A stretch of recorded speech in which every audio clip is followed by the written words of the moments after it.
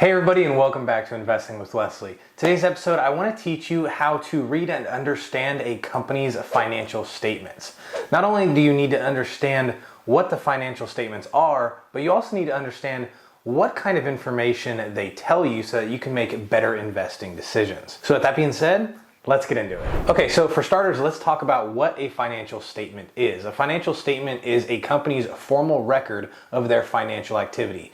It includes an income statement, a balance sheet, and a cash flow statement. A balance sheet gives a snapshot of what a company's financials looked like at a particular point in time. So if I wanted to know what this company's financials looked like last month or the month prior to that, then I would look at their balance sheet because it gives me a snapshot of exactly this moment in time. Now, the balance sheet includes things like total assets, liabilities, and equities.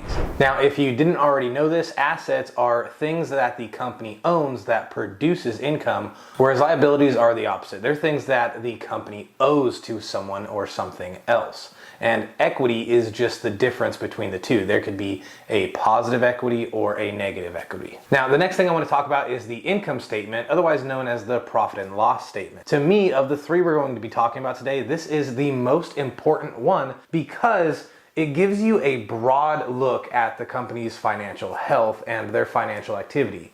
Whereas the previous one was just a snapshot in time, this covers a period in time so you could see all the ebbs and flows of the finances in that business. And lastly is the cash flow statement. The cash flow statement is similar but different to the other two statements. The other two statements talked about assets and liabilities. The cash flow statement strictly talks about the cash. How much cash they brought in via sales or what have you, and how much cash they brought out or sent out to cover their expenses. Now, this is very important to look at because it tells you their cash flow. It tells you if they're making enough income to cover their expenses or not, and what those ratios are. Are they close to just basically living paycheck to paycheck or breaking even? Are they barely making enough money to cover their expenses? Are they making a vast amount of profit? Or are they kind of like a startup company or a company that's going under where they're not producing much income at all and therefore they're operating a lot on debt? Now, in order to understand a company's financials, it's important to look at all three. I know I said the profit and loss statement to me is the most important, but you can't just pick that one out of all three. You really need to look at all three statements to get a comprehensive look at everything that this company in review is financially. Okay, so now that you know exactly what these financial statements are, let's take a closer look at each of them. Now, the balance sheet is divided into two different sections: the assets and liabilities and the equity.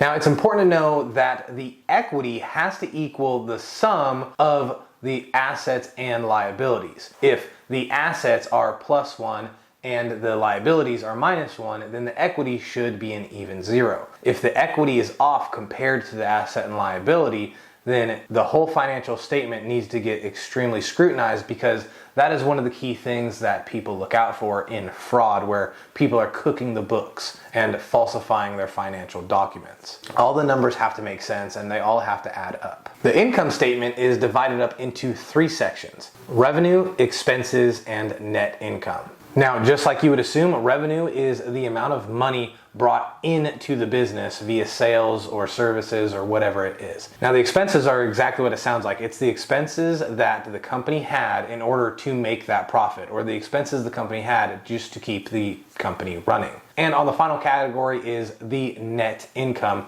or the difference between the two. There is a positive and or a negative net income depending on what it is. Some income statements will also have a bracket for taxes, but for most of the time you don't really need to know what a company pays in taxes in order to make a good investment decision on them. And finally, the cash flow statement. The cash flow statement is broken up into three categories: the cash flow from operating activities, the cash flow from investment activities, and the cash flow from financing activities. The operating activities represent the day-to-day operations of the company. The investing activities represent the company's investment activity in long-term investments. And finally, of the three categories, the number one I pay attention to is the financing activity.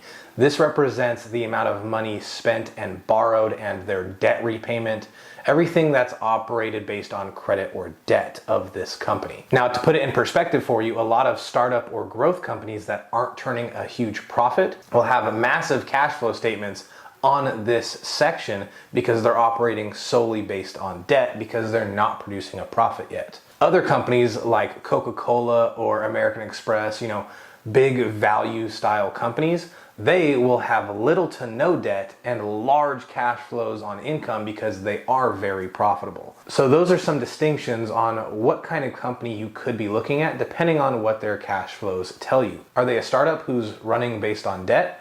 Are they a value company who is extremely profitable and producing a dividend?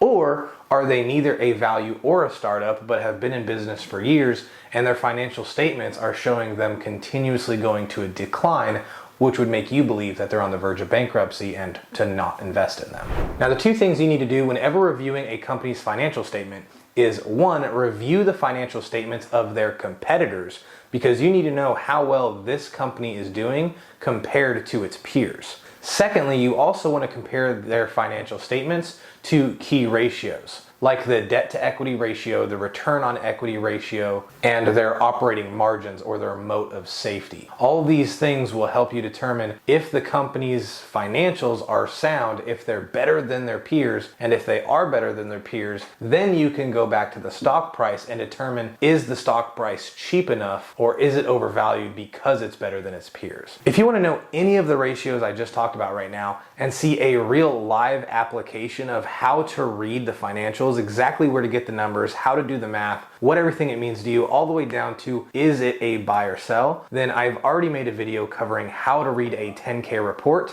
And it posted a couple years ago, so the fact sheet is going to be out of date at this point, but it's still great information for you to know. So click subscribe, go onto my page, find that how to read a 10K video, and enjoy. If you have any questions, comments, or want something addressed, I have a dedicated Facebook, Instagram, and Twitter account to answer any questions you might have. Or you could just leave a comment down below. Either way though, the choice is yours, and I'll see you in the next episode.